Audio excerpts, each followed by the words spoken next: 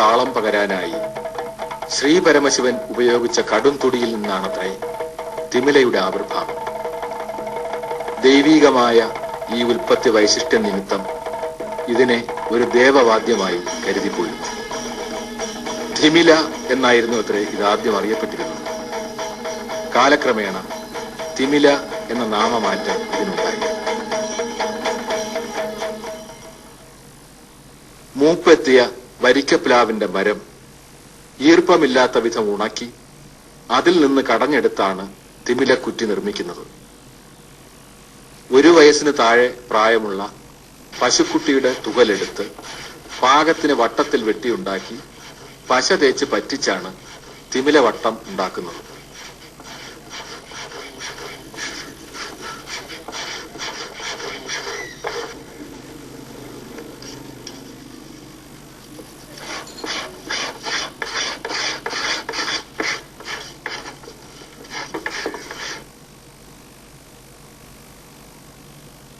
അണ്ണാങ്കുടി എന്ന കനമുള്ള വള്ളി കൊണ്ടാണ് വളയം നിർമ്മിക്കുന്നത്.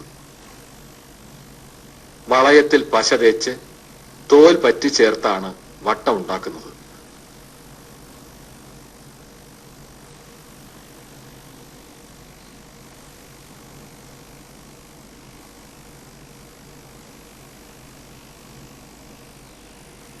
തിമിലവട്ടത്തിൽ 6 തുളകളുണ്ട്. 6 മാറ് നീളമുള്ള തിമില ചരട് തുളയിലൂടെ കോർത്ത് വട്ടം കുറ്റിയിൽ മുറുക്കുന്നു.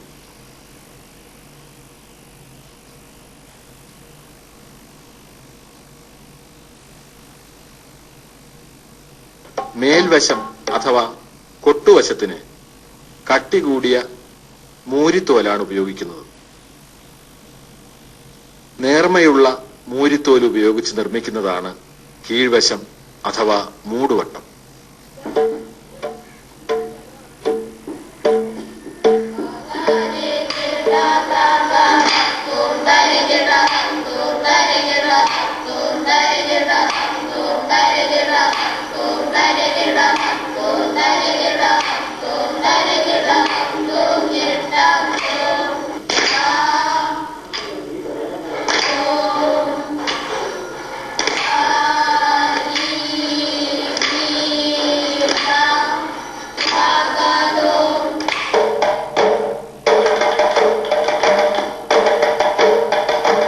ചെണ്ടയും മദ്ദളവുമെല്ലാം ഇരുന്നു കൊണ്ട് അഭ്യസിക്കാവുന്ന വാദ്യങ്ങളാണ്. എന്നാൽ തോളിൽ തൂക്കിയിട്ടുകൊണ്ടുള്ള അഭ്യസന രീതിയെ തിമിലയുടെ കാര്യത്തിൽ സാധ്യമാവും. മാത്രമല്ല, 2 കൈകൾക്കും തുല്യ പ്രാധാന്യമാണ് തിമിലയിൽ.